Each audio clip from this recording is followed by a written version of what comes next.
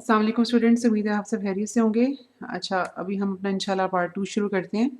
और हम लोगों ने जो लास्ट पार्ट ख़त्म किया था वो इसमें हम ये चीज़ चेक कर रहे थे कि पोल्स एंड ज़ीरोस किसी भी गिवन एक्सप्रेशन से हम कैसे निकालते हैं, ठीक है? तो ये हमारे पास एक सिंपल सिस्टम था। इसे हम लोगों ने देखा कि इसमें एक नॉन ट्रिवियल पोल है at z is equal to a, और एक इसमें ट्रिवियल पोल है। ट्रिवियल का मतलब है कि मतलब हम है थोड़ा सा इसको आगे देखेंगे, लेकिन अभी के लिए हम एक जुमला ये सुन लेते हैं या सीख लेते हैं कि ट्रिवियल ज़ीरोज़ या पोल्स कंट्रीब्यूट नहीं करते सिस्टम डिज़ाइनिंग में, ठीक है? उनका होना या ना होना डिज़ाइन पे फ़र्क नहीं डालता, लेकिन we need to include them for some reason, जो कि हम लोगों ने पिछले लेक्चर में डिस्कस की थी। फिर हमारे पास ये एक और सिस्टम गिवन है। ये एक बेसिकली फिनिट ड्यूरेशन का सिग्नल है, और हम लोगों ने इस सिग्नल या इस एक्सप्रेशन को देखते हुए पोल ज़ीरोज़ निकालने सीखे थे। You must know very clearly कि पोल ज़ीरोज़ इसके कैसे निकलते हैं। ये काफ़ी ज़्यादा इस्तेमाल होने वाला एक्सप्रेशन है। अच्छा जी। ओके, अब ये हम थोड़ा सा कि कॉन्सेप्ट रिवाइज कर लेते हैं, जो कि हम लोगों ने इसको तो ऑलरेडी पढ़ा हुआ है, लेकिन एक रिवीजन कर लेते हैं कि मसलन अगर हमारे पास ये कुछ पोल ज़ीरो प्लॉट हैं, और अगर आप माउस से कर्सर जहाँ पर है अगर आप देखो तो ये मेरे पास एक पोल सिचुएटेड है फ्रॉम 0 to 1, ठीक है? मतलब इसकी वैल्यू 1 से कम है, 0 से ज़्यादा एक पॉजिटिव वैल्यू है। तो अगर मेरे पास एक ऐसा एक्सप्रेशन होगा जी ट्रांसफॉर्म का जिसमें सिर्फ एक पोल अवेलेबल हो, उसकी वैल्यू 0 से 1 के दरमियान हो, और उसको अगर हम टाइम डोमेन में कन्वर्ट करें, तो मेरे पास इस तरह का सिग्नल आएगा जैसे आपको ये सिग्नल एक्स ऑफ एन नज़र आ रहा है, ठीक है? ये एक टाइम के साथ इसका एम्पलीट्यूड रिड्यूस हो रहा है, ठीक है? और ये एक कॉजल सिग्नल है विद डाइंग एम्पलीट्यूड। अच्छा, और इसी तरह से मेरे पास अगर पोल सिचुएटेड हो 0 से -1 के दरमियान, मतलब इसकी वैल्यू -1 से कम है, लेकिन इसकी वैल्यू नेगेटिव है, तो स्टिल ये एक डाइंग डाउन सिग्नल है टाइम के साथ, लेकिन इसका एम्पलीट्यूड अब 1 सॉरी प्लस और माइनस के दरमियान फ्लक्चुएट कर रहा है। या बड़े इजीली इस तरह से देख सकते हो कि मिसाल के तौर पे अगर ये जो पोल है ये सिचुएटेड हो -0.5 के ऊपर, ठीक है? तो अब इसको आप देख सकते हो कि ये डेफिनेटली कुछ इस तरह का इसका ट्रांसफर फंक्शन होगा, ठीक है? और अगर हम इसका टाइम डोमेन सिग्नल निकालना चाहें तो इसका टाइम डोमेन सिग्नल कुछ इस तरह से बनेगा, ठीक है? और अगर अब आप इस सिग्नल को प्लॉट करो तो आप देखोगे कि जब भी n की वैल्यू इवन होगी मतलब 0 to 4, तो ये इसकी जो सिग्नल है वो पॉजिटिव वैल्यूज़ में प्लॉट होगा, और जब भी n की वैल्यू ऑड होगी जैसे कि 1 3 5, तो इसकी वैल्यू जो है वो नेगेटिव होगी। ठीक हो गया? अच्छा, इसी तरह से अगर हमारे पास सिंगल पोल की अगर हम बात करें, तो अगर हमारे पास वो उठ के 1 पे चला जाता है, तो you must know very clearly कि उसका एक्स ऑफ जी क्या लिखा जाएगा, उसका एक्स ऑफ एन क्या लिखा जाएगा, ठीक है? और आप जब उसका एक्स ऑफ एन लिख लोगे, तो ये भी बहुत फिर आराम से पता चल जाएगा कि अगर हम उसे प्लॉट करें तो हमारे पास इस तरह का एक यूनिट स्टेप सिग्नल बनता है। इसी तरह से अगर पोल 1 से बड़ा चला जाए, you must know very clearly कि एक्स ऑफ जी कैसे लिखना है, एक्स ऑफ एन कैसे लिखना है, और वो जो एक्स ऑफ एन होगा वो फिर प्लॉट होके कुछ हमें इस तरह का नज़र आएगा, ठीक है? और ये कॉरस्पॉन्डिंग नेगेटिव वैल्यूज़ हैं, इनकी भी होपफुली आपको समझ आ गई होगी, ठीक है? अच्छा, इसी तरह से अगर हम दो पोल्स की बात करें तो उसमें हमारे पास फिर दो सिचुएशंस होती हैं। एक हमारे पास पॉसिबिलिटी ये है कि दोनों पोल्स रियल हों, ठीक है? तो दोनों पोल्स अगर रियल हैं और एक ही जगह के ऊपर हैं, जैसे कि ये हमें 0 से लेके 1 के दरमियान एक पॉजिटिव वैल्यू के ऊपर दो पोल्स नज़र आ रहे हैं, तो हमारा प्लॉट होने वाला सिग्नल कुछ इस तरह का बनता है कि शुरू में वो इंक्रीज़ कर रहा होता है, लेकिन फिर वो क्योंकि वैल्यू तो 1 से कम है ना, तो वो फिर जैसे-जैसे n इंक्रीज़ करे तो उसकी वैल्यू रिड्यूस होना शुरू हो जाती है। इसी तरह से दोनों पोल्स अगर एक ही जगह पे सिचुएटेड हों और वो नेगेटिव वैल्यू हो, तो हमारे पास सिग्नल टाइम डोमेन सिग्नल हमें प्लस माइनस वैल्यूज़ में फ्लक्चुएट होता नज़र आता है। और इसी तरह से अगर पोल्स एग्जैक्टली 1 के ऊपर सिचुएटेड हों तो एक रैंप सिग्नल बन जाता है, और अगर पोल्स 1 से बड़े हो जाएँ, मतलब z की value z is equal to 1 से बड़ी वैल्यू हो, तो फिर ये हमारे पास एक्सपोनेंशियली इंक्रीजिंग सिग्नल बन जाता है, ठीक है, जैसे हमें एक्स ऑफ एन नज़र आ रहा है। तो ये हमारे पास मतलब एक यूँ आप समझ लो कि पोल ज़ीरो प्लॉट है। इस पोल ज़ीरो प्लॉट को हमें देकर एक्स ऑफ ज़ी निकालना आना चाहिए और ये उसके कॉरस्पॉन्डिंग एक्स ऑफ एन है, ठीक है। ये भी हमें पता होना चाहिए कि कैसे निकलेगा। You can make use of properties, you can हाँ, बल्कि प्रॉपर्टीज़ है ही ये आपका जो है ना एक्सप्रेशन वो निकल सकता है, क्योंकि यहाँ पर आपके पास दो पोल्स एक ही जगह पे आएंगे। मिसाल के तौर पे अगर मैं इस जी प्लेन की बात करूँ,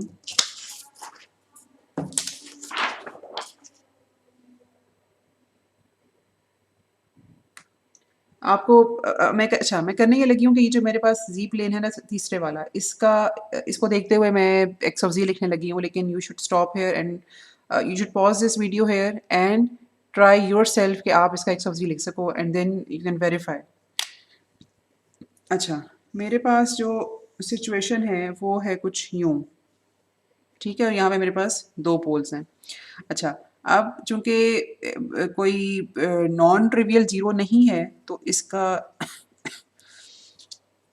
जो ट्रांसफॉर्म लिखा जाएगा वो लिखा जाएगा, मतलब न्यूमरेटर में बस वन आएगा और मेरे पास डिनोमिनेटर में आएगा वन माइनस, लेट सपोज कि ये जो पोजीशन है हम इसको ए कह देते हैं, वन माइनस ए जी इनवर्स, और चूंकि यहाँ पे दो पोल्स हैं तो ये मेरे पास यहाँ पे स्क्वायर भी लिखा जाएगा, ठीक है। अच्छा, एक छोटी सी चीज़ ये हमें ज़रूर पता होनी चाहिए कि अगर हमारे पास इसमें ट्रिवियल पोल्स अगर हमें नज़र नहीं आ रहे ना, सॉरी ट्रिवियल ज़ीरोज़ या पोल्स, तो हम प्रेफर करते हैं कि हम नेगेटिव एक्सप्रेशंस लिखें, ठीक है। और अगर हमें यहाँ पे क्योंकि ऑफ कोर्स यहाँ, और अगर हम यहाँ लिख भी लें ज़ीरोज़ तो उससे फिर हमें इतना फ़र्क नहीं पड़ता, क्योंकि चलो okay, let me plot a zero and then tell you कि अगर हम इस ज़ीरो को न्यूमरेटर में रिफ्लेक्ट कर भी रहे होते तो हमने ज़ाहिर सी बात है कि कुछ इस तरह की चीज़ लिखनी थी, ठीक है, तो वो वैसे ही वन के बराबर हो जाता, ठीक है। अच्छा, ओके, और अब चूंकि यहाँ पे हमारे पास एक स्क्वायर किस्म की चीज़ आ गई है तो आप अगर प्रॉपर्टीज़ को देखोगे तो वहाँ पर आपको कुछ ना कुछ ज़रूर इसका सोल्यूशन मिल जाएगा कि एक्स ऑफ एन तक पहुँचने के लिए। अच्छा, ओके, अब हमारे पास एक सिचुएशन ये भी हो सकती है कि अगर हमारे पास दो पोल्स हैं तो वो दोनों पोल्स कॉम्प्लेक्स हों, ठीक है, जैसे कि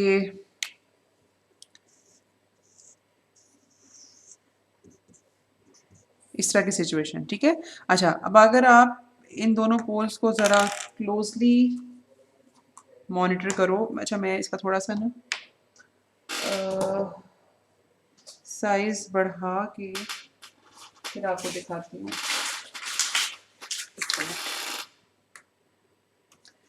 अच्छा, लेट्स सपोज कि मेरे पास ये दो पोल्स हैं, तो अगर आप इनका मैग्नीट्यूड देखो आर, ठीक है, तो this magnitude is lesser than one, ठीक है, क्योंकि ये जो सर्कल मैंने, मतलब ये सर्कल मैंने जो प्लॉट किया है इसका रेडियस वन होता है, तो this R would be lesser than one, ठीक है, नंबर वन। नंबर टू, ये अगर लेट सपोज कि यहाँ पर एक एंगल ओमेगा नॉट के ऊपर मेरा ऊपर वाला पोल सिचुएटेड है, तो जो नीचे वाला पोल होगा इसका जो एंगल है वो मैं माइनस ओमेगा नॉट लिख सकती हूँ। अच्छा, अब मेरा आपसे अगला सवाल ये है कि मेरे पास अगर ये वाला पोल ज़ीरो प्लॉट है और उसको देखकर मुझे एक्स ऑफ जी लिखना है तो हम कैसे लिखेंगे। Again you should pause this video here and try to write the corresponding X of Z yourself, ठीक है। तो अगर मैं इस पोल को देखूं, ये जो ऊपर वाला पोल है, या P1 में से कह देती हूँ, नीचे वाले को P2 कह देती हूँ, तो आप बड़े आराम से देख सकते हो कि पहले हम ज़रा अपनी आसानी के लिए इस तरह से लिख देते हैं, ठीक है। दो पोल्स हैं ना हमारे पास, तो इस तरह से आ गया, और जो दूसरा पोल है मेरे पास उसके लिए इक्वेशन ऐसे लिखी गई। अच्छा, अब आपको बहुत क्लियरली पता होना चाहिए कि मैंने जब ये ऊपर दो पोल से एक ही जगह पर, तो उसके लिए ये वाली इक्वेशन लिखी थी। ये दो अभी भी दो पोल्स हैं लेकिन ये दोनों डिफरेंट लोकेशंस पे हैं, ठीक है। तो इनके लिए इक्वेशन हम इस तरह से लिखेंगे। ये बड़ा सिंपल मैथ्स है, इसमें आपको कन्फ्यूजन नहीं होनी चाहिए। अच्छा, अब हम इस P1 और P2 में एग्जैक्टली इन पोल्स की पोजीशन या जो लोकेशन है वो प्लग इन करेंगे, ठीक है। तो हमारे पास जो पहला वाला पोल है उसकी पोजीशन बनती है आर एंगल ओमेगा नॉट, ठीक है, इनटू जी इनवर्स, और जो दूसरे वाला पोल है उसकी पोजीशन बनती है R angle minus J omega not ji inverse, ठीक है। इसको हम थोड़ा सा और भी आगे सॉल्व कर सकते हैं। अच्छा, और जब आप इनका एक्स ऑफ एन निकालोगे तो एक्स ऑफ एन कैसे निकलेगा, R E raise to power J omega naught raise to power N u of n plus R E raise to power minus J omega naught raise to power N u of n, ठीक हो गया। अच्छा, अब आपने इसको आगे r is lesser than 1, ये हम लोगों ने पहले यहाँ पे मतलब लिखा भी था और हमें देख के पता भी चल रहा है। अच्छा, अब यहाँ से आप आगे इसको जब इसको सॉल्व करोगे ना तो आपको जो इक्वेशन मिलेगी वो मिलेगी r raise to power n cos omega naught n u of n। अब अगर मेरे पास ये ओके, u of n की वजह से वी नो कि ये एक कॉजल सिग्नल होगा, और cos omega naught n into U of N का मतलब होगा कि कोसाइन वेव है, लेकिन ये n इज इक्वल टू 0 से स्टार्ट हो रही है। और अब अगर मैं इसमें r into N R raise to power n भी शामिल करूँ तो जिसमें r की वैल्यू 1 से कम है, ये बहुत ज़रूरी बात है, ये हमें पता होनी चाहिए कि अगर r की वैल्यू 1 से कम है तो अब कोसाइन वेव की शक्ल कैसी बनेगी। तो कोसाइन वेव जो है ना r लेसर देन 1 होने की वजह से अगर मैं इस x ऑफ n को प्लॉट करूं तो ये मेरे पास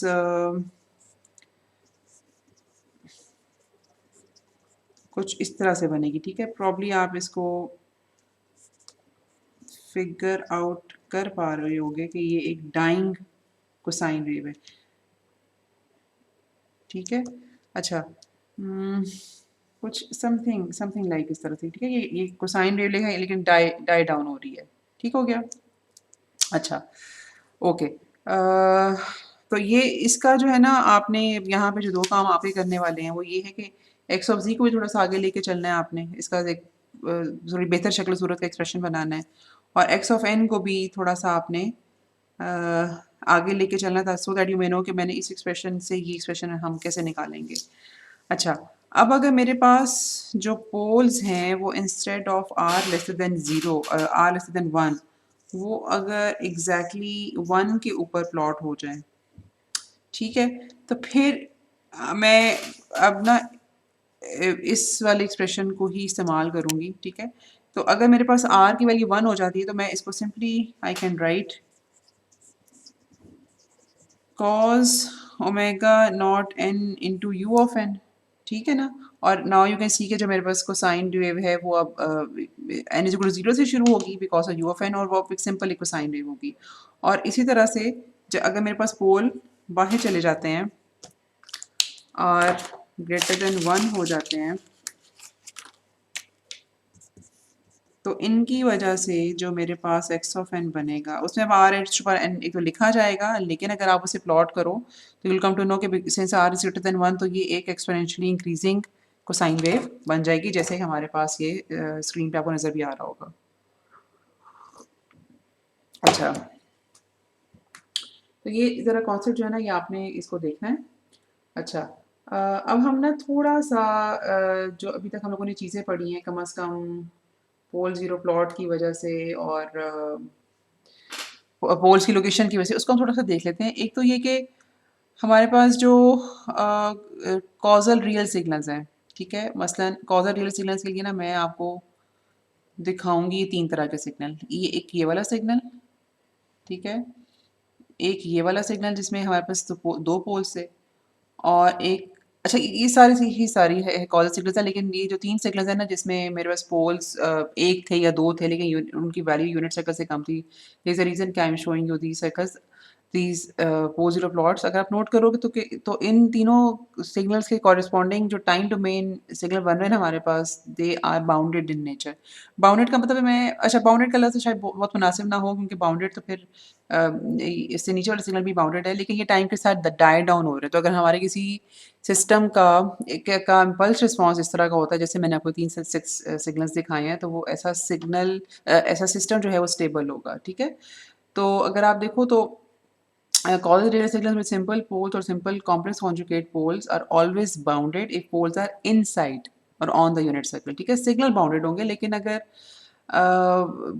जो सिग्नल है, अगर या इम्पल्स रिस्पॉन्स की अगर हम बात करें ना, मेरे पास अगर इम्पल्स रिस्पॉन्स इस तरह का हो, ये ठीक है, मुझे अगर लेट सपोज कि एच ऑफ एन किसी मैं सिस्टम का देख रही हूँ और एच ऑफ एन मेरे पास इस तरह का आता है सच दैट कि उसका पोल यूनिट सर्कल के ऊपर हो, तो ऐसा सिस्टम अनस्टेबल हो जाएगा। अच्छा, क्यों होगा अनस्टेबल? ये ज़रूर हमें पता होना चाहिए, ये हम लोगों ने 2-3 दफ़ा डिस्कस किया है, बट स्टिल मैं आपको एक दफ़ा बता देती हूँ। यूनिट सर्कल पे होने का मतलब है, मसलन हमने जैसे कोई कोसाइन वेव निकाली है, ठीक है, तो कोसाइन वेव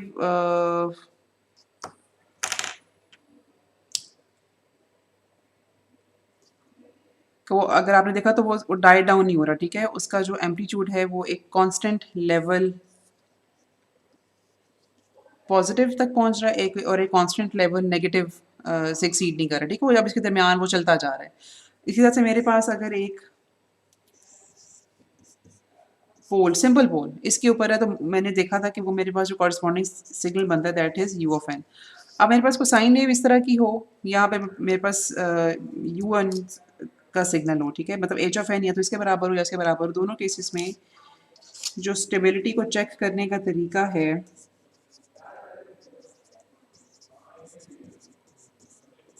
वो ये है, ठीक है। एक्चुअली इसको अब एन इक्वल टू जीरो से इन्फिनिटी हो जाना चाहिए, क्योंकि signal N equal to zero से इन्फिनिटी की तरफ जा रहा है। तो आप देख सकते हो कि जब मुझे मॉड लेके सारी वैल्यूज़ को सम अप करना है तो वो वैल्यूज़ इन्फिनिट हो जाएंगी। तो अगर पोल मेरा यूनिट सर्कल के ऊपर आ जाए, किसी भी सिस्टम के इम्पल्स रिस्पॉन्स का पोल अगर यूनिट सर्कल के ऊपर आ जाए तो सिस्टम अनस्टेबल हो जाता है। अगर मैं सिग्नल की हद तक देखूँ तो सिग्नल बाउंडेड ज़रूर रहता है, लेकिन सिस्टम को बस अनस्टेबल कर देगा। अच्छा, इसी तरह से signal with multiple poles outside the unit circle, वो तो मतलब सिग्नल भी अनबाउंडेड है, और किसी सिस्टम का इम्पल्स रिस्पॉन्स ऐसा हो तो सिस्टम भी अनबाउंडेड हो जाता है, ठीक है। अच्छा, the signal with the pole, मैं तीसरा जुमला पढ़ रही हूँ, the signal with the pole near the origin decays more rapidly than one that has a pole near the unit circle. ये फिगर आउट करना बहुत मुश्किल नहीं है। मेरे पास अगर एक पोल ओरिजिन के इर्द गिर्द है, ठीक है, ओरिजिन के पास होने का मतलब है कि काफ़ी चांस है कि इसकी जो वैल्यू है वो मतलब 0.2 हो, ठीक है, वो हम 0.2 ले लेते हैं। तो 0.2 अगर इसकी वैल्यू है तो आप देख सकते हो कि इसका ये 1 है, तो इसके बाद जो अगला सैंपल आएगा वो 0.2 होगा, और फिर ये बड़ा तेज़ी से डिके डाउन होता जाएगा। लेकिन अगर मेरा जो पोल है वो यूनिट सर्कल के करीब है, हम इसको 0.9 ले लेते हैं, तो ये अब इतनी तेज़ी से डिके नहीं होगा, ये मतलब इसके मुकाबले में, ठीक है। तो अगर मेरा पोल ओरिजिन के करीब है तो सिग्नल ज़्यादा तेज़ी से डाई डाउन होगा, और अगर मेरा पोल यूनिट सर्कल के करीब है तो सिग्नल थोड़ा स्लोली डाई डाउन होगा, ठीक है। और इसी तरह से time behaviour of a signal it depends strongly, it depends very much upon the location of the pole related to unit circle. अच्छा, when applied to causal signal, what is applied to causal signal is also valid for a causal system, ठीक है, जो causal signal के ऊपर applicable है वो system के ऊपर भी है। ओके, अच्छा जी, अब हम ज़रा इस वाले सेक्शन को ख़त्म करने के लिए ख़त्म करने की तरफ जा रहे हैं। अच्छा, इसमें I need to change these references. अच्छा, ओके, अब हमने ज़रा थोड़ा सा सिस्टम फंक्शन की इंट्रोडक्शन को देखना है, या सिस्टम फंक्शन को ज़रा फॉर्मली डिफाइन करना है। सिस्टम फंक्शन अगर आपको याद हो तो हम लोगों ने एक कॉन्सेप्ट पढ़ा था आइगन वैल्यू का, ठीक है। हम लोगों ने कहा था कि जब हम किसी भी एल सिस्टम को कोई ऐसा सिग्नल इनपुट पे दें, इनपुट सिग्नल मिसाल के तौर पे मैं let me call it X of N, और हमें यही एक्स ऑफ एन आउटपुट पे मिले मल्टीप्लाइड विद सम वैल्यू, ठीक है। तो अब इस सिग्नल में एक खास बात है, बिकॉज ये आउटपुट पे ऐसा अपीयर हो रहा है, तो हम इस तरह के सिग्नल को फिर आइगन फंक्शन कहते हैं, और इस ए को हम जो नाम देते हैं दैट इज आइगन वैल्यू, ठीक है। ये हम लोगों ने बड़ी डिटेल में पढ़ा था। फिर हम लोगों ने जी ट्रांसफॉर्म का जब कॉन्सेप्ट पढ़ा तो वी केम टू नो कि हर एल सिस्टम का एक अपनी आइगन वैल्यू होती है, आप उसको मुख्तलिफ इनपुट दो, ठीक है, तो every time it would get computed at the output multiplied with the eigenvalue. अच्छा, eigenvalue remains same for one system and eigenvalue becomes different when systems become different. तो eigenvalue को हम लोगों ने फिर एक और नाम दिया था system function का,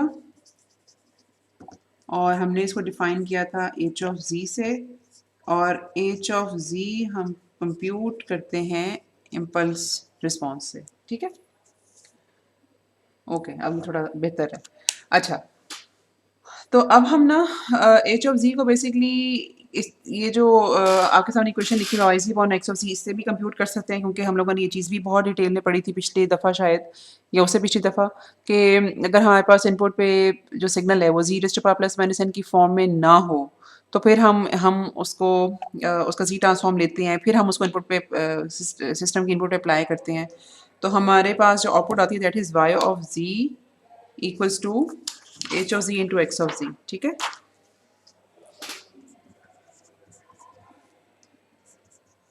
तो हमारे पास जब ये आउटपुट आती है तो यहाँ इसको हम थोड़ा सा मैनिपुलेट करके वाली क्वेश्चन निकाल सकते हैं जो आपके सामने क्वेश्चन लिखी हुई है। अच्छा, और अभी हम थोड़ा सा और अब इसको जनरलाइज करने लगे कि अगर हम डिफरेंस इक्वेशन की फॉर्म में देखें, हम लोगों ने शायद ये पहले पढ़ा है कि जो जनरलाइज डिफरेंस इक्वेशन है ना, अच्छा उससे पहले डिफरेंस इक्वेशन इटसेल्फ होती क्या है, हम लोगों ने शायद ये किसी लेक्चर में, मोस्ट ऑब्ली लेक्चर जो हमारे पास चैप्टर 2 का होगा उसमें पढ़ोगा कि difference equation is basically an equation that relates input and output. जैसे हम डिफाइन करते हैं ना कंटिन्यूस टाइम सिस्टम्स के लिए डिफरेंशियल इक्वेशन, तो इसी तरह से हम डिस्क्रीट टाइम सिस्टम्स के लिए डिफाइन करते हैं डिफरेंस इक्वेशन जो कि इनपुट और आउटपुट को रिलेट करती है, ठीक है। अच्छा, और हम लोगों ने कुछ सिस्टम्स की फिर इक्वेशंस देखी थी, और हम लोगों ने इसमें ये भी देखा था कि इट माइट बी पॉसिबल कि जो सिस्टम की आउटपुट है, ठीक है, ये डिपेंड कर सकती है इनपुट की प्रेजेंट पास्ट वैल्यूज़ पे, ठीक है।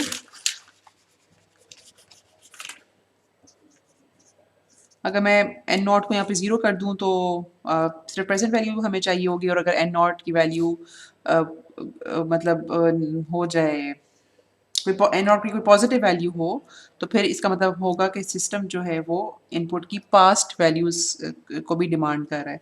और इसी तरह से इसको मैं थोड़ा सा इसकी सेटिंग हम इस तरह से करेंगे कि हम यहाँ पे लिखेंगे अच्छा, क्योंकि वहाँ आपकी जो स्लाइड है उसमें के लिखा हुआ है, तो मैं इसको फिर के से रिप्लेस कर देती हूँ ताकि कन्फ्यूजन ना हो। इट माइट बी पॉसिबल कि हम उसे किसी वेट से मल्टीप्लाई करें, और यहाँ पे हम लिखेंगे के इज इक्वल टू 0 से m, ठीक है। अगर के की वैल्यू 0 होगी इसका मतलब यह है कि इनपुट की सिर्फ प्रेजेंट वैल्यू डिमांड करे सिस्टम, और के पॉजिटिव मतलब 1 से लेकर m तक के की वैल्यू कुछ भी होगी तो इसका मतलब है कि हम पास्ट वैल्यूज डिमांड कर रहे हैं। अच्छा, इसी तरह से आउटपुट डिपेंड कर सकती है आउटपुट की ही पास्ट वैल्यूज पे, और ये भी हो सकता है कि उसे किसी वेट से मल्टीप्लाई हम करें, ठीक है। और वी नीड टू राइट, अच्छा यहाँ पे अब 1 क्यों है, यहाँ पे 0 क्यों है, क्योंकि ये जो k इज इक्वल टू 0 वाली टर्म है ना, अगर आप नोट करो तो वो यहाँ पे कवर हो रही है y मतलब yn, क्योंकि yn के not demand yn, right. yn would always demand y of n minus 1, y of n minus 2 and so on. तो n माइनस मतलब जो सबसे लेटेस्ट वो आउटपुट की वैल्यू डिमांड कर सकता है that is y of n minus 1, तो that is Y k begins at 1। अच्छा, तो डिफरेंस इक्वेशन जिसमें हम आउटपुट को इनपुट को रिलेट करते हैं, आउटपुट की इक्वेशन जो है वो आउटपुट की पास्ट वैल्यू से भी डिपेंड कर सकती है और इनपुट की प्रेजेंट और पास्ट वैल्यूज पे डिपेंड कर सकती है। तो ये आगे सामने इक्वेशन गिवन है, हम थोड़ी अपनी आसानी के लिए ना इससे बिल्कुल फ़र्क नहीं पड़ता, लेकिन हम इस वाली इक्वेशन के साथ एक माइनस का साइन लगाते हैं इस वाली टर्म के साथ। I hope it is not very complicated, but let me clean a bit ताकि आपको समझ आ जाए कि मैं कह रही हूँ।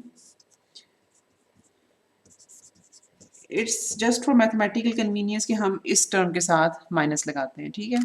अच्छा, अब अगर मैं इसी क्वेश्चन का जी ट्रांसफॉर्म लूँ तो y ऑफ n का जी ट्रांसफॉर्म मेरे पास लिखा जाएगा y ऑफ c, ठीक है। अच्छा, और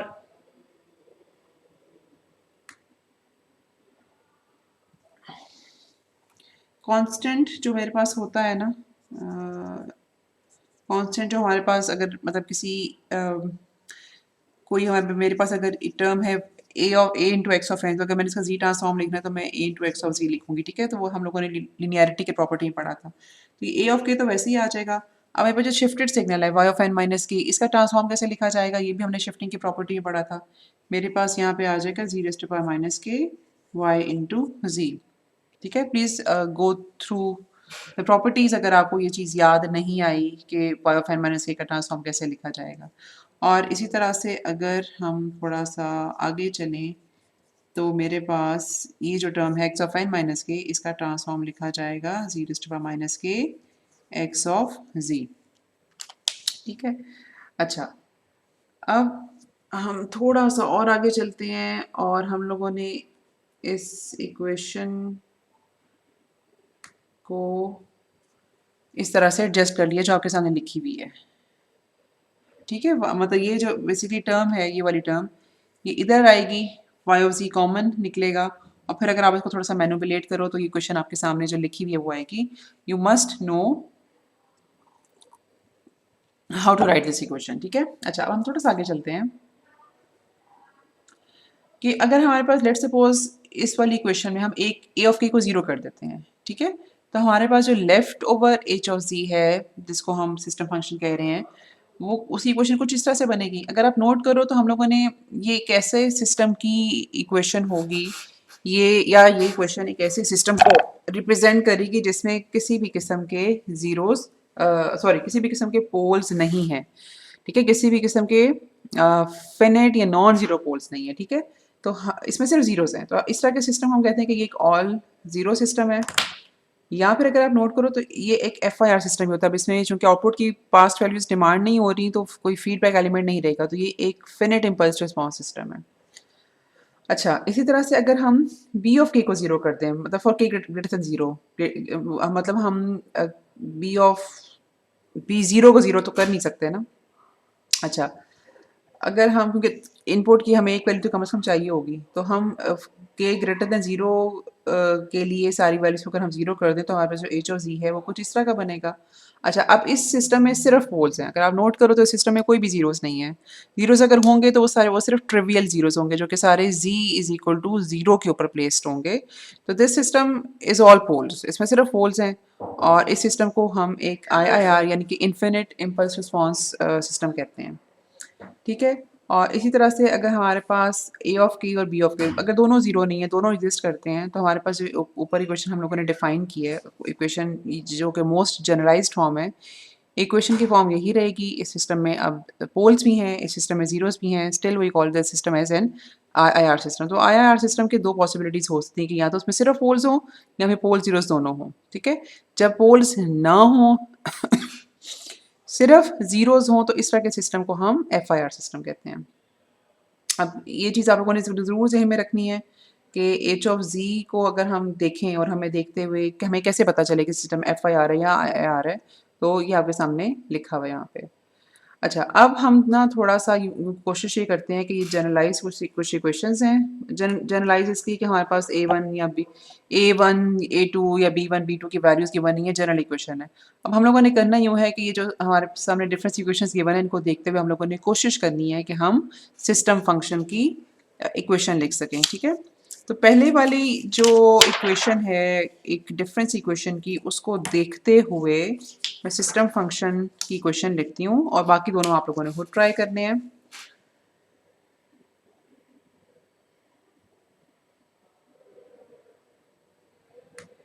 अच्छा, मेरे पास कुछ इक्वेशन मतलब डिफरेंस इक्वेशन तो आप लिख सकते हो। उसका मैं अगर जी ट्रांसफॉर्म लूँ तो वाई ऑफ एन का जी ट्रांसफॉर्म बनेगा y of z plus A1, और y of n minus one का ट्रांसफॉर्म बनेगा z raise to power minus one y of z, और इसी तरह से A2 z raise to power minus two y of ji is equal to V0 into x of z plus B1 z inverse x of z, और मेरे पास मेरा हाल जो आखिरी term लिखी हुई है ना वो शायद B4 की है, B3 की है।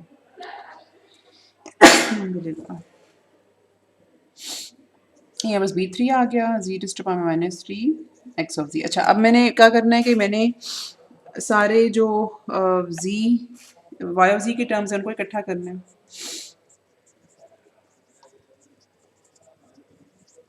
और इसी तरह से मैंने यहाँ पे एक्स ऑफ जी की सारी टर्म्स को इकट्ठा करना है और मेरे पास जो आउटपुट यानी कि वाई, अब हम क्रॉस मल्टीप्लिकेशन कर देंगे, ठीक है। तो Y Z upon x of ji is equal to, ये मेरे पास एक्स ऑफ जी की टर्म्स आती हैं, ये मेरे पास कुछ बनेंगी इस तरह से, B naught plus B one Z inverse plus B two Z inverse plus B three Z raise to minus three divided by one plus A one Z inverse plus a2 z raised to minus 2 or and we know that this equation is actually equal to h of z, ठीक है। अच्छा, तो ये मेरे पास आ गया system function और अगर हम बाकी क्वेश्चंस को देखें तो हम बड़े आराम से इन दोनों सिस्टम फंक्शंस की क्वेश्चन लिख सकते हैं। अगर आप नोट करो तीसरी क्वेश्चन में जहाँ मेरे पास आउटपुट की कोई भी वैल्यू इस्तेमाल नहीं हो रही आउटपुट कंप्यूट करने के लिए, ठीक है, आउटपुट डिलेड वैल्यू इस्तेमाल नहीं हो रही, तो इस तरह का जो सिस्टम है ये एक FIR सिस्टम है, इसमें कोई पोल्स नहीं होते हमारे पास। अच्छा जी, ओके, ये मेरे पास जो है ना ख़त्म हो गया जो लेक्चर नंबर 3 था आपका। और हम यहाँ पे ना अब लेक्चर नंबर 4 जो एक्चुअली है, by lecture number 4 I mean the lecture number 4 and as well as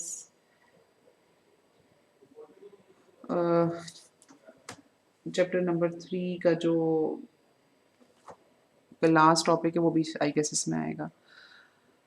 अच्छा जी, ओके, आज हमने ना एक चीज़ और जो सीखनी है that is inversion of Z transform, कि हम जो जी ट्रांसफॉर्म का एक्सप्रेशन अगर वापस गिवन है मसलन इस तरह का एक्सप्रेशन, तो इसको देखकर हम टाइम डोमेन सिग्नल कैसे निकालें। मैंने जिस क्वेश्चन की तरफ पॉइंट आउट किया है वो एच ऑफ जी की क्वेश्चन है, तो अगर मैं टाइम डोमेन सिग्नल निकालूंगी तो ज़ाहिर है वो एच ऑफ एन निकलेगा। अच्छा, तो हम लोगों ने करना यूँ है, इस क्वेश्चन में थोड़ा सा थोड़ी सी रिवीजन है कि ऑब्जेक्टिव है कि ये है कि हम जो हमें एक्स ऑफ जी गिवन है या एच ऑफ जी गिवन है उसको देखते हुए हम उसको थोड़ा सिंप्लीफाइड फॉर्म में एक्सप्रेस कर सकें, जैसे स्प्लिट कर सकें मुख्तलिफ हिस्सों में। और फिर हम यूँ करें कि हमारे पास चूँकि टेबल तो गिवन है ना, हमें हम लोगों ने कुछ प्रॉपर्टीज़ भी पढ़ी हैं और हमें कम अज़ कम अभी तक जो जी ट्रांसफॉर्म सीखा है हमने उसमें हमें ये भी करना आ चुका है कि जो बिल्कुल सिंपलेस्ट पॉसिबल एक्सप्रेशंस हैं, जैसे कि ये हमें तो करना आ चुका है कि अगर इस तरह का एक्सप्रेशन हमारे पास गिवन होगा तो हम उसको राइट अवे इस तरह से लिख सकते हैं, ठीक है। तो इसलिए हम यूँ करना चाहेंगे कि हमारे पास अगर एक्स ऑफ जी गिवन है तो उसको हम सम ऑफ वेरी सिंपल फार्मूलाज लिख सकें और फिर हर टर्म के कॉरस्पॉन्डिंग हम टाइम डोमेन सिग्नल अगर हमें याद है तो हम वैसे ही लिख लें, नहीं तो हम टेबल को देख कर लिख लें, ठीक है। तो ये हमारा ऑब्जेक्टिव है। अच्छा, अब इस ऑब्जेक्टिव को मीट करने के लिए जो सबसे पहली शर्त है, ठीक है, मोस्ट इंपॉर्टेंट, वो ये है कि आपका जो एक्सप्रेशन है ना वो रैशनल हो। अब रैशनल एक्सप्रेशन का क्या मतलब है कि रैशनल एक्सप्रेशन का मतलब ये है कि आप ये देखो कि आपका जो न्यूमरेटर है इस वक्त तो है 1 है, लेकिन ज़ाहिर सी बात है कि मैं इस वाले एक्सप्रेशन के ऊपर भी आऊँगी।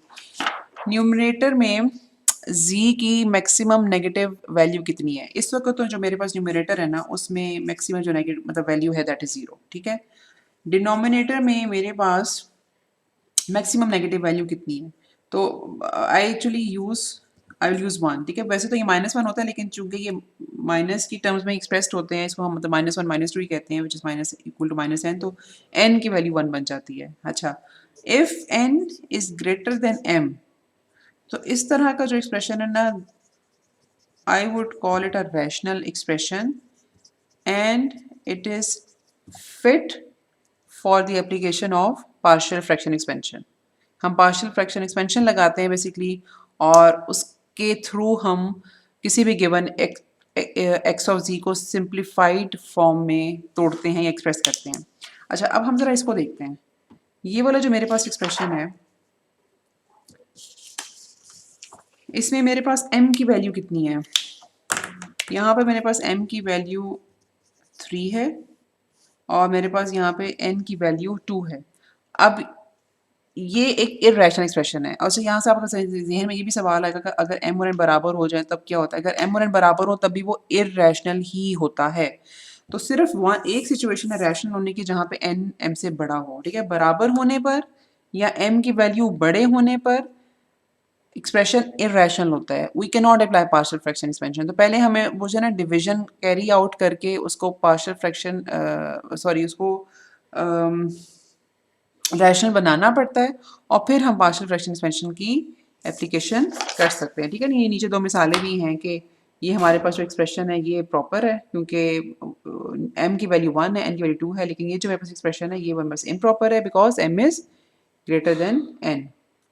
अच्छा, अब ये ना हम थोड़ी सी इसकी एग्जांपल कर लेते हैं।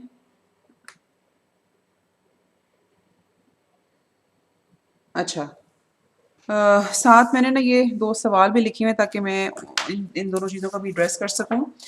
लेकिन अगेन चूंकि आप लोगों ने ज़रूर पार्शियल फ्रैक्शन एक्सपेंशन अप्लाई करना सीखा होगा, जी ट्रांसफॉर्म भी सीखा होगा, तो मैं बहुत ज़्यादा टाइम इसके ऊपर नहीं लगाऊंगी। अच्छा, ये मेरे पास एक्स ऑफ जी गिवन है। यहाँ पर इसमें दो इंपॉर्टेंट चीज़ें बतानी है, वो एक दफ़ा कॉन्सेप्ट क्लियर हो जाए आपका तो फिर आप शायद उसको सक्सेसफुली कर लोगे। अच्छा, ओके। अब सबसे पहली जो इसमें इम्पोर्टेंट चीज़ है ना वो ये है कि आपने इसके रूट्स निकालने सीखने हैं। अच्छा, अब अगर आपको थोड़ा सा ना अपना मैट्रिक एफएससी का ज़माना याद हो तो या नहीं भी याद तो मतलब मैथ्स तो है हम इस्तेमाल करते करते रहे हैं।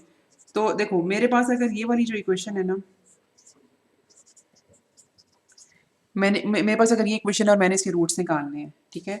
तो व्हाट आई वुड डू कि मेरे पास जो पॉजिटिव पावर में मैक्सिमम टर्म है दैट इज एक्स स्क्वायर, उसके साथ जो भी कोफिशिएंट मल्टीप्लाई हो रहा है I would call it A or and B and C and then I will use these ABCs for computation of roots। अच्छा, अब अगर मैं इक्वेशन के दोनों तरफ x रेज़ टू पावर -2 से मल्टीप्लिकेशन कर दूं तो मेरे पास इक्वेशन बनेगी a plus B X raise to power -1 plus C X raise to power -2 is equal to 0। अच्छा, अब आप अगर नोट करो तो ऊपर वाली इक्वेशन और नीचे वाली इक्वेशन में फ़र्क नहीं है, ठीक है? तो अगर मैं इस कांस्टेंट टर्म को मतलब a रखते हुए और ये b और x रेज़ टू पावर -2 के साथ जो टर्म है उसको c रखते हुए कैलकुलेटर में वैल्यूज इस तरह से प्लग इन करूँ तो मेरे पास अभी भी जो रूट्स निकलेंगे ना अगर आप नोट करो तो x के रूट से निकलेंगे, ठीक है? ये इक्वेशन ही मुझे x के रूट्स देगी, दो रूट्स मुझे मिलेंगे 1 2 और इसी तरह से मुझे यहाँ पे भी दो रूट्स मिलेंगे which I will name as x1 और x2, ठीक है? तो ये हम लोगों ने गलती नहीं करनी कि ये एज्यूम नहीं करना कि हमारे पास मैक्सिमम जो पावर है वो तो यहाँ पर है तो मुझे इसको a रखना चाहिए, नहीं। ये माइनस में है ना, तो मैंने अभी आपको एक्सप्लेन किया कि ये वाली मेरे पास माइनस में जो टर्म इक्वेशन आई है ये किस तरह से इसी इक्वेशन के इक्विवेलेंट है and a will now be the term that has basically zero power of x, ठीक है? अच्छा, ओके। अब इस एक्सप्लेनेशन के बाद हम ज़रा वापस इस एक्सप्रेशन पे आते हैं जो हमें ऊपर गिवन है। तो अगर आप नोट करो तो आपको यहाँ पे जो कैलकुलेटर में प्लग इन करना चाहिए ना वो ये करना चाहिए कि a is equal to 1, b is equal to -3/4 and c is equal to 1/8। Calculator के थ्रू डायरेक्टली कंप्यूटेशन हो जाती है तो आप प्लीज़ इसको खुद से कंप्यूट ना करना, कैलकुलेटर का इस्तेमाल करना आप लोगों ने सीखना है ताकि आपके रूट्स जो हैं वो डायरेक्टली निकल सकें। अच्छा, तो ये हमारे पास ए बी सीज अगर हम कैलकुलेटर में प्लग इन करें तो आपको दो रूट्स मिलेंगे, ठीक है? z1 will be equal to 1/4 और z2, अच्छा ये ज़ीरोज़ नहीं है, ठीक है? Don't don't take them as zeros. ये मैंने मतलब z1 और g2 इस इक्वेशन के दो रूट्स लिखे हैं। एक्चुअली तो हम इस पूरे कोर्स में z1 z2 जब कहते हैं तो वो ज़ीरो की वैल्यूज़ होती हैं बट यहाँ पर ऐसा नहीं है। अच्छा, और हाँ जी, z2 मेरे पास आएगा 1/2, ठीक है? अब इन रूट्स को देखते हुए इस x ऑफ z को मैं इस तरह से लिख सकती हूँ 1 minus 1/4 z inverse 1 minus 1/2 0 to power -2 और सॉरी -1।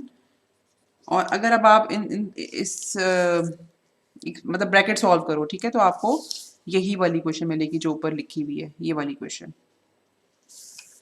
अच्छा, अब यहाँ से ना पार्शियल फ्रैक्शन एक्सपेंशन की एप्लीकेशन मुश्किल नहीं होनी चाहिए। मैं सिर्फ थोड़ा सा आपको ये बता देती हूँ कि यहाँ से हम लोगों ने इस तरह से करना है, ठीक है। और इसके बाद पार्शियल फ्रैक्शन एक्सपेंशन निकालनी है, जिसका मतलब बेसिकली ये है कि आपने ए और बी की वैल्यू कंप्यूट करनी है ताकि आपको इसका फाइनल आंसर मिले। अच्छा, तो यहाँ पे जो दो क्वेश्चंस हैं ना, वो हम ज़रा देख लेते हैं कि वो हमारे पास क्या क्वेश्चंस है। एक तो मैंने आपको ये एक्सप्लेन थोड़ा सा कर दिया कि जब इस तरह से नेगेटिव पावर्स में इक्वेशन एक्सप्रेस्ड होगी तो रूट्स कैसे निकलेंगे, ठीक है। तो how the roots are computed, how then those roots are used to solve this equation, ठीक है। इस इक्वेशन से हमने मतलब ये वाली इक्वेशन लिखी है तो हम लोगों ने कैसे लिखी है, यू मस्ट नो दैट। और दूसरा ये कि what is the denominator is amplified by a factor. अच्छा, अब ये बहुत इंपॉर्टेंट बात है, प्लीज मेक श्योर कि आपको इसकी जरूर समझ आए। जब हम कैलकुलेटर में वैल्यूज प्लग इन करते हैं तो कैलकुलेटर उसको ना ऑटोमेटिकली स्केल कर देता है, ठीक है। स्केल करने का मतलब ये है कि नहीं, बल्कि स्केल का वर्ड ठीक नहीं है, नॉर्मलाइज कर देता है, ठीक है। अगर आप यहाँ पे देखो तो ये वाली इक्वेशन नॉर्मलाइज्ड है। नॉर्मलाइज का मतलब ये है कि इसमें a इज ऑलरेडी 1। अगर मैं कैलकुलेटर में a की जगह कुछ और डालूंगी ना तो व्हाट वुड हैपन कि वो मतलब तीनों वैल्यूज को मतलब a की जगह अगर मैं लेट्स सपोज 2 डाल देती हूँ, ठीक है। तो कैलकुलेटर ये करता है कि वो a b c तीनों को 2 से डिवाइड कर देता है, ठीक है। और उसके बाद वो अपनी तरफ से नॉर्मलाइजेशन कर देता है और रूट्स मुझे अभी भी वो यही देगा, ठीक है। अच्छा, इस बात का मतलब ये है, मैं इस बात को ना एक दफ़ा लिख के एक्सप्लेन करने की कोशिश करती हूँ कि अभी जो मैंने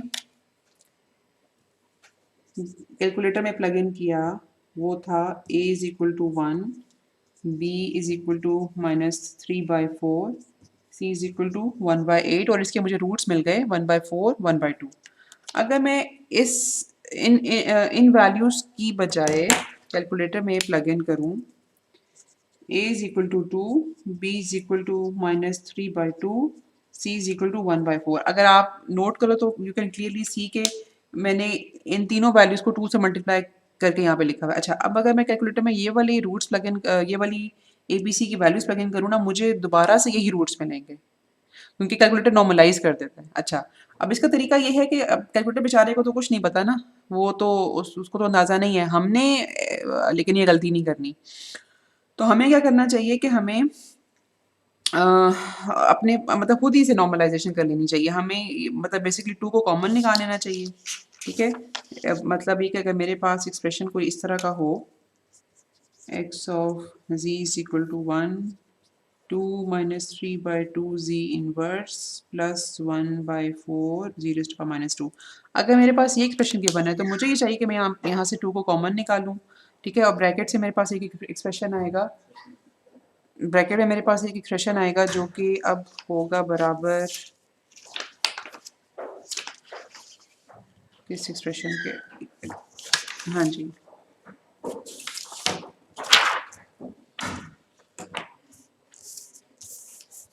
जी। यहाँ से जब मेरे पास 2 कॉमन निकलेगा तो मेरे पास मतलब इस तरह का ब्रैकेट है, मेरे पास इस तरह का एक्सप्रेशन आ जाएगा। और अब वो जो 2 है ना मेरा, वो मेरा साथ-साथ रिफ्लेक्ट होता रहेगा। अ, अब उसको मैं आपको थोड़ा समझाने की कोशिश, अच्छा हाँ, ओके, ये थोड़ा आसान तरीका है। इसको हम इस तरह से कर सकते हैं, 0.5 upon 1 minus 3/4 z inverse plus 1/8 z raise to power -2, ठीक है। आप नोट करो मैंने वो 1/2 को न्यूमरेटर में रिफ्लेक्ट कर दिया, ठीक है। तो अब आपका जो इसके बाद कॉरेस्पॉन्डिंग बनेगा ना partial fraction expansion, that would be different. मसलन केस 1 में, केस 1 का मतलब ये है कि जो आपके सामने एक्सप्रेस्ड है सवाल स्लाइड के ऊपर, उसमें अगर आप नोट करो तो और अगर आप थोड़ा सा रिकॉल करो पार्शियल फ्रैक्शन एक्सपेंशन को, तो होता यूँ है कि हम अब दोनों तरफ मल्टीप्लाई कर देते हैं इस टर्म को, ठीक है। This term gets multiplied at both sides of equation, तो मेरे पास यहाँ पर इस तरह की चीज़ बचती है।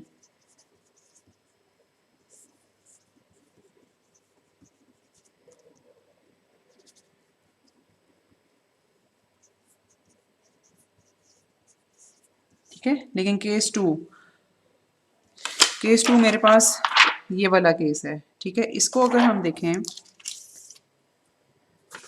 और हम अगर दोनों तरफ मतलब जो पहला स्टेप इसका होगा वो तो जाहिर सी बात है यही होगा ना। और अगर आप नोट करो तो यहाँ तक तो हमें दोनों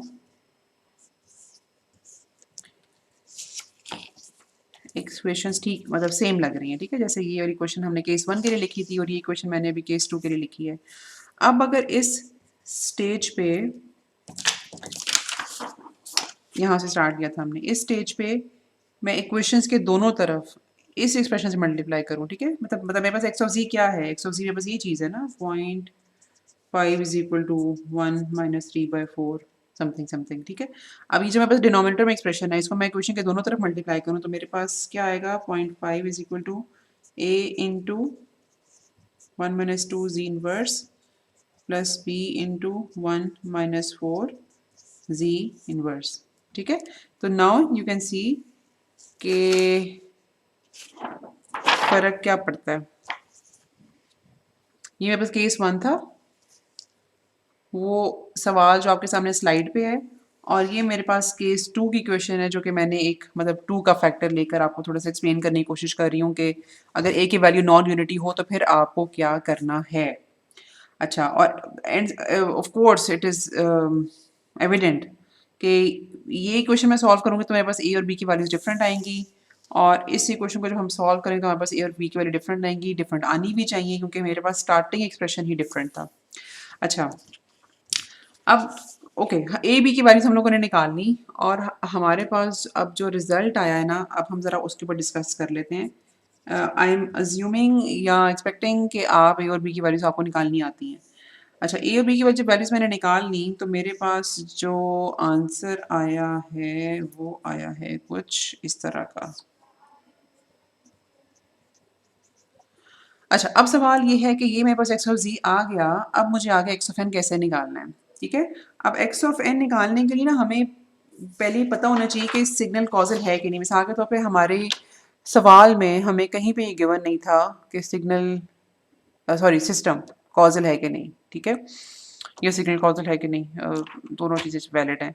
तो फिर हमें हमारे पास अब कोई इंडिकेशन नहीं है, फिर हमें एक्स ऑफ एन को जब लिखना है तो हमें फिर अब तीनों पॉसिबिलिटीज़ कंसिडर करनी है। सिग्नल कॉजल भी हो सकता है, सिस्टम या सिग्नल एंटी कॉजल भी हो सकता है, और मेरे पास क्योंकि ये दो एक्सप्रेशन है ना तो मेरे पास सिस्टम या सिग्नल नॉन कॉजल भी हो सकता है, ठीक है। मुझे इन तीनों ऑप्शंस को जहन में रखना है।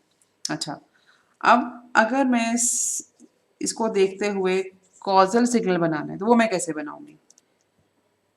-1 multiplied by 1/4 raise to power n u of n plus 2 1/2 raise to power n into u of n, ठीक है।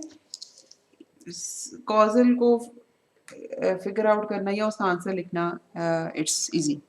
अच्छा, और यहाँ पे मुझे कोड पे लिखना भी चाहिए कि n इज ग्रेटर देन और इक्वल टू 0। अच्छा, अब अगर मुझे एंटी कॉजल सिग्नल बनाना जो कि -1 से शुरू के -इंफिनिटी तक जाता है, तो अब उसमें आपको पता है कि थोड़ा सा कि प्लस माइनस का मसला होता है, तो या प्लस माइनस का थोड़ा डिफरेंट इशू होता है। तो ये -5 कॉम्पनसेट हो जाता है उसके कंप्यूटेशन में। तो हम इस सिग्नल को देखते हुए अगर इसका एंटी कॉजल सिग्नल बनाना है तो ये बनेगा ऐसे। अच्छा, ये सिग्नल चूंकि प्लस के साथ है तो यहाँ पर आ जाएगा मेरे पास -2 1/2 raise to power n u of -n -1, ठीक है। अच्छा, और अगर मुझे इसको देखते हुए अब एक नॉन कॉजल सिग्नल बनाना है। नॉन कॉजल सिग्नल बनाना के लिए ये थोड़ा ट्रिकी है। यहाँ पे तो हमने जब कॉजल या एंटी कॉजल डिसाइड कर लिया तो ठक करके हम दोनों सिग्नल्स को या दोनों टर्म्स को हमने कॉजल और दोनों टर्म्स को एंटी कॉजल डिक्लेयर कर दिया था ना। लेकिन अब नॉन कॉजल में आपको थोड़ा सा देखने की ज़रूरत है कि आपने इनमें से एक ही टर्म को कॉजल डिक्लेयर कर सकते हो और एक ही को मतलब ये नहीं अपनी मर्जी से नहीं आप कर सकते कि मैंने लेट्स सपोज के इसे कॉजल कह दिया और इसको एंटी कॉजल कह दिया, ठीक है। आपको ये चीज़ याद है कि रीजन ऑफ कन्वर्जेंस अगर हमारे पास इस तरह का होगा तो वो सिग्नल एग्जिस्ट करेगा। ठीक है, अगर मेरे पास रीजन ऑफ कन्वर्जेंस इस तरह का हुआ तो सिग्नल तो एग्जिस्ट कर ही नहीं सकता ना। इसका मतलब है मुझे ये देखना है कि बड़े वाला जो सर्कल है या जो, हाँ जी, जो बड़े वाला सर्कल है वो एंटी कॉजल के लिए हो, और जो अंदर छोटे वाला सर्कल है वो उसके बाहर का रीजन हम कंसिडर करें नहीं, या वो कॉजल के लिए हो। ठीक है, तो यहाँ पे बड़ी वाली वैल्यू जो है दैट इज 1/2, तो हम उसे एंटी कॉजल सिग्नल बनाएंगे।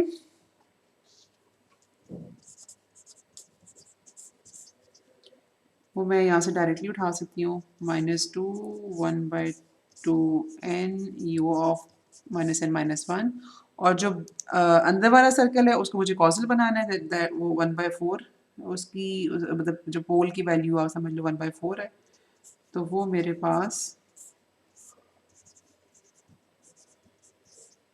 इस तरह से लिखा जाएगा। ठीक है, तो ये मेरे पास नॉन कॉजल सिग्नल अगर लिखना है तो उसकी क्वेश्चन कुछ यूँ बनेगी, और ये आपके सामने जो है वो सोल्यूशन इसका गिवन भी है। ठीक है, अच्छा, इसी क्वेश्चन पे हमने सबसे ज़्यादा टाइम काफ़ी ज़्यादा टाइम लगाया ताकि हमें ये समझ आ सके कि रूट्स की कंप्यूटेशन इसमें बहुत इंपॉर्टेंट है। यू मस्ट नो रूट्स कैसे कंप्यूट होते हैं, और उसके अलावा अगर हमारे पास एक्स ऑफ वी जब आ जाता है तो फिर हम लोगों ने इसको देखकर एक्स ऑफ एन कैसे लिखना होता है।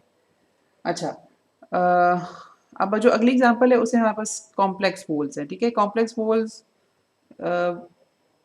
इज़ नॉट डिफ़िकल्ट, उसमें सिर्फ थोड़ी सी जो कॉम्प्लिकेशन आ जाती है ना वो ये आती है कि अब आपके पास जो वैल्यूज़ हैं they are complex in nature.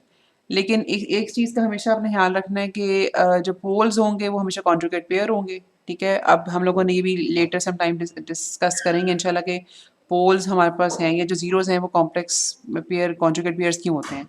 और इसी तरह से जब आप इसका इसका ए और बी कंप्यूट करोगे तो you will come to know कि ए और बी ये भी हमेशा कॉम्प्लेक्स पेयर ही होता है, तो इसमें सिर्फ ए की कंप्यूटेशन की ज़रूरत है। जब आपको ए आपके पास आ जाएगा ना तो बी आपके पास ऑटोमेटिकली उसी का कॉन्जुगेट पेयर होगा। ठीक है, मैं आपको बस थोड़ा सा ये समझा देती हूँ कि मेरे पास एक्स ऑफ जी का जब ये एक्सप्रेशन आएगा तो उसके बाद हम एक्स ऑफ एन कैसे लिखते हैं। ठीक है,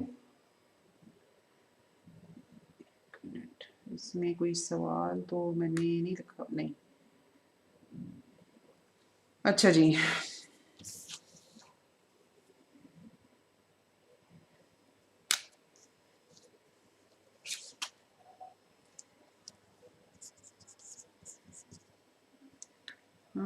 एक मिनट में जो चेक कर लूँ, 0.5 माइनस जे 1.5, ये मेरे पास पोल की वैल्यू है।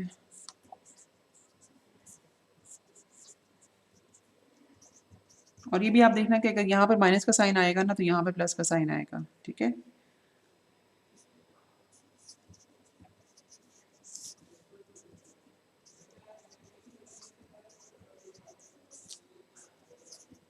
अच्छा, ओके। अब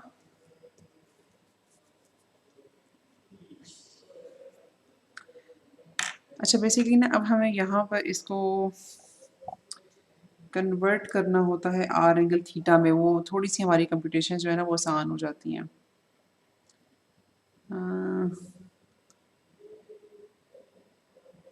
मेरे पास इस समय ना अभी कैलकुलेटर शायद नहीं है, एक मिनट, लेट मी सी, ताकि मैं आपको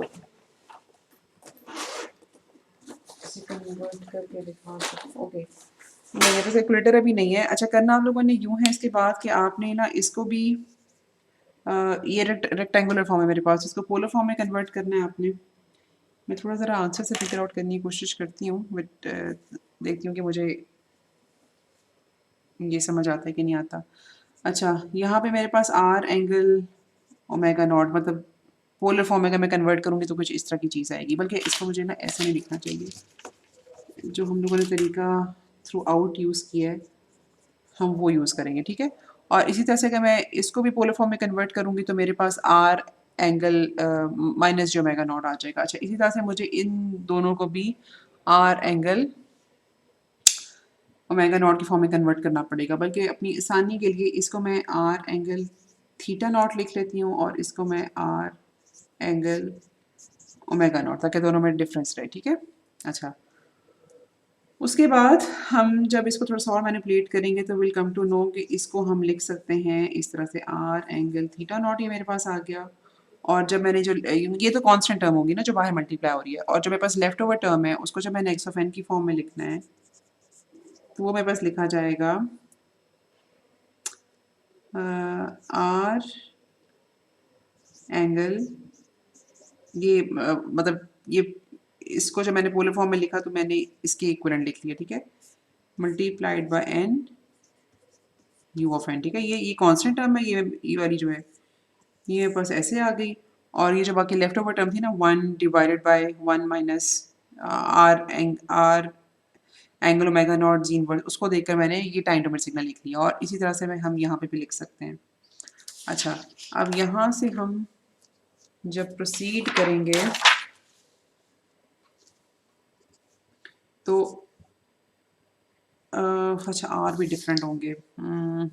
ये अगर R1 है तो ये R2 होगा, मतलब क्योंकि सिर्फ R लिखने से कंफ्यूजन हो सकती है कि शायद ये ऊपर वाला R और नीचे वाला R सेम हो, which is not the case, ये डिफरेंट होंगे। तो इसको R1 और ये मेरे पास R2। अच्छा, और यहाँ पे जब अगर आप नोट करोगे ना तो you will come to know कि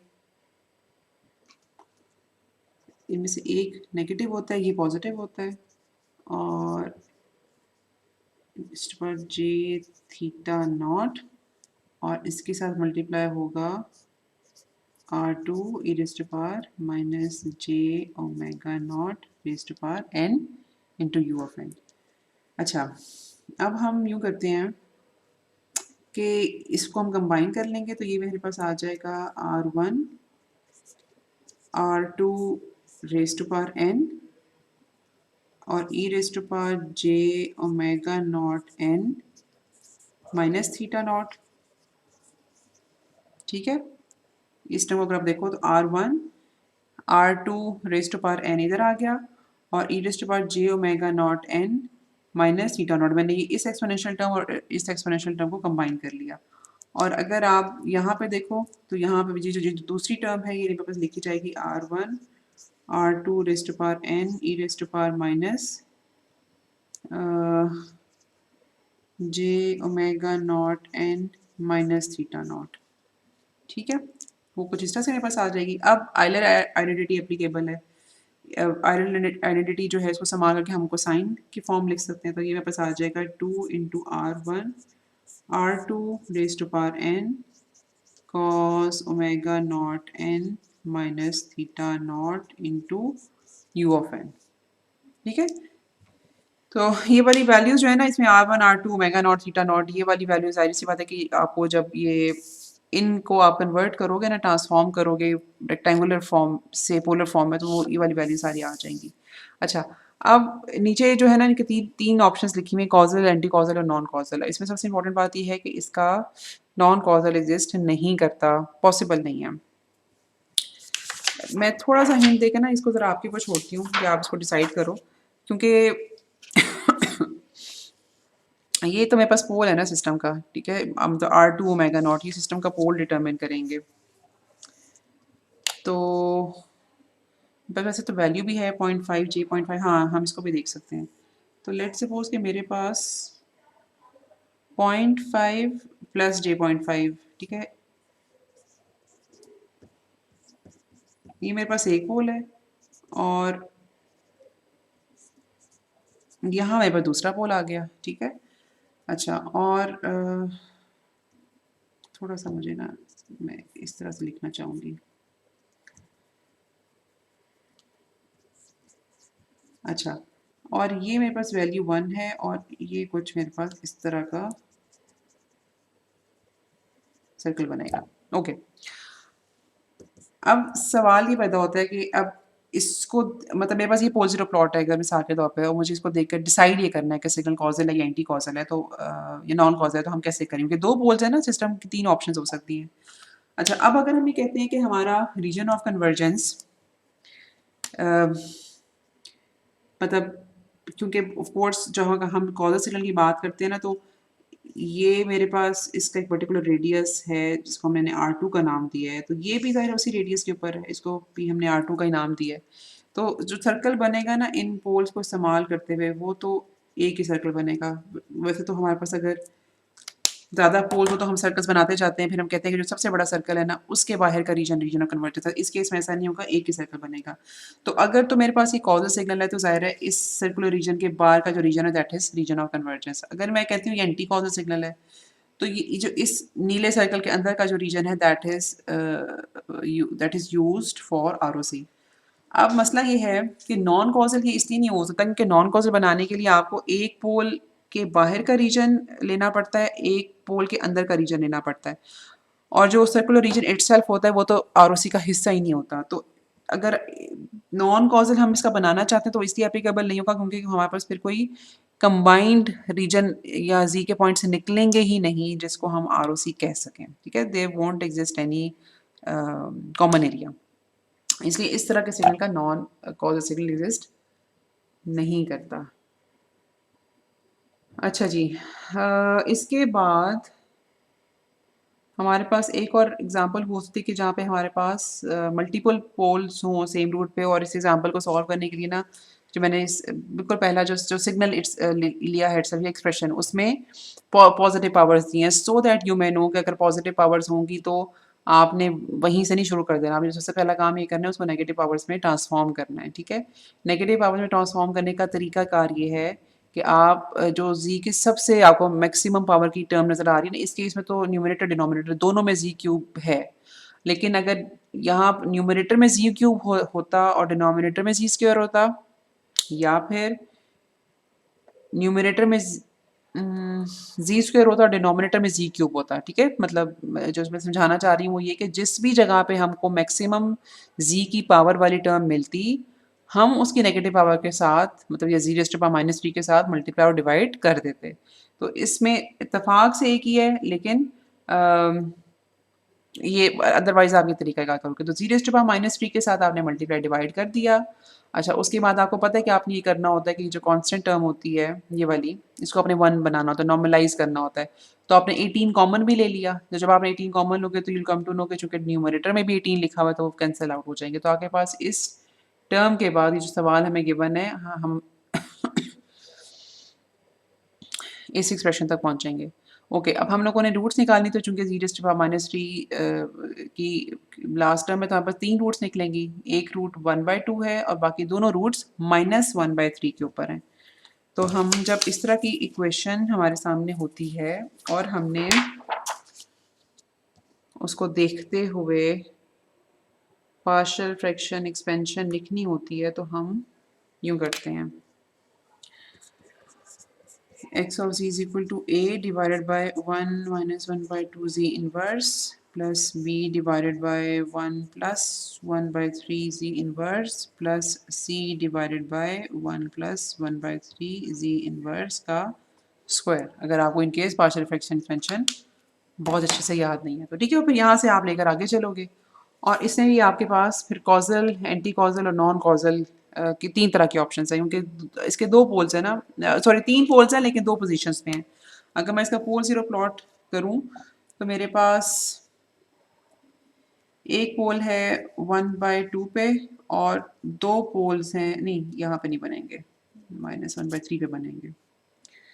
मेरे पास 2 पोल्स हैं -1/3 पे, तो पोजीशंस 2 ही हैं मेरे पास, एक 1/2 और एक 1/3। तो कॉजल अगर आपने बनाना है तो आपके पास जो 1/2 का सर्कल है उसके बाहर का सारे पॉइंट्स जो हैं वो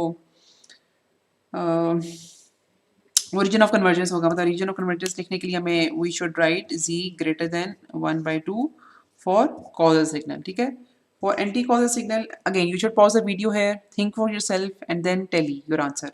एंटी कॉजल सिग्नल अगर बनाना है तो आपके पास जो रीजन ऑफ कन्वर्जेंस है that must be lesser than 1/3, और नॉन कॉजल बनाना है तो इन दोनों के दरमियान में होगा। तो आप उस हिसाब से फिर 3 सिग्नल्स यहाँ पे लिख सकते हो।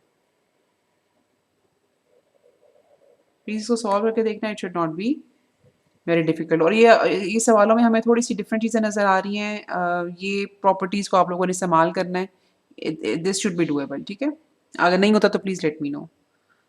अच्छा, और ये हमारे पास एक आखिरी गेस आखिरी सवाल है। अच्छा, ये प्रैक्टिस क्वेश्चन है, इस एग्जांपल ये मतलब एक और तरह की पॉसिबल एग्जांपल है।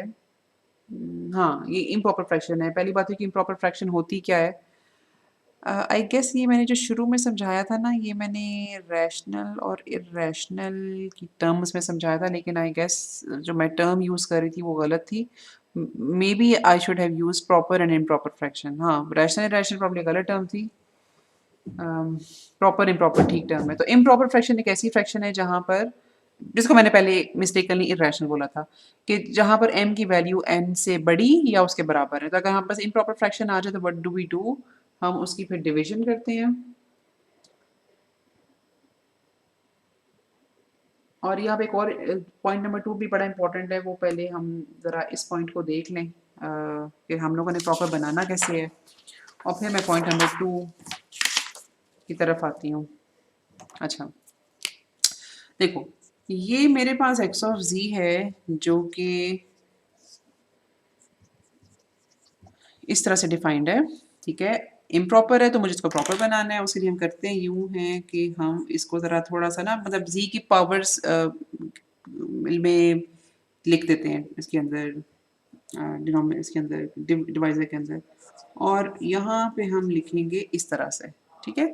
ओके, तो अब हम लोगों ने मतलब we need to multiply something with 2 z inverse so that we get z raised to power -2। तो हमें यहाँ पे लिखना चाहिए कुछ इस तरह से। तो हमारे पास ये आ जाएगा z raised to power -2, and when 1 gets multiplied with this thing तो हमें मिल जाएगा 1/2 z इनवर्स, प्लस माइनस ये कैंसिल हो गए। ये मेरे पास क्या बचा, ऊपर से 1 उतारा हमने, बल्कि हमें पहले ये है ये लिखना चाहिए, हमें लिखना चाहिए -1/2 z इनवर्स प्लस 1। अच्छा, अब 2 z इनवर्स को हम किस चीज़ से मल्टीप्लाई करें तो कि हाँ, ताकि हमारे पास ये आए -1/2 इंटू z इनवर्स। तो वी सी कि अगर हम इसको -1/4 से मल्टीप्लाई कर दें इस टर्म को, तो हमारे पास ये टर्म आ जाएगी, और direct constant 1 will get multiplied with -1/4, तो मेरे पास -1/4 आ जाएगा, ठीक है। तो ये प्लस लग गया, ये प्लस लग गया, ये कट गए, और मेरे पास जो 1 + 1/4 इज इक्वल टू 5/4। तो हम अब इस एक्सप्रेशन को लिख सकते हैं किसके बराबर, -1/4 plus 1/2 z inverse plus 5/4 divided by 1 plus 2 z inverse, ठीक है। ये जो सारी टर्म है इसको हमने थोड़ी सी डिवीजन हम लोगों ने की, और इस टर्म को फिर अब हम इसके बराबर लिख सकते हैं।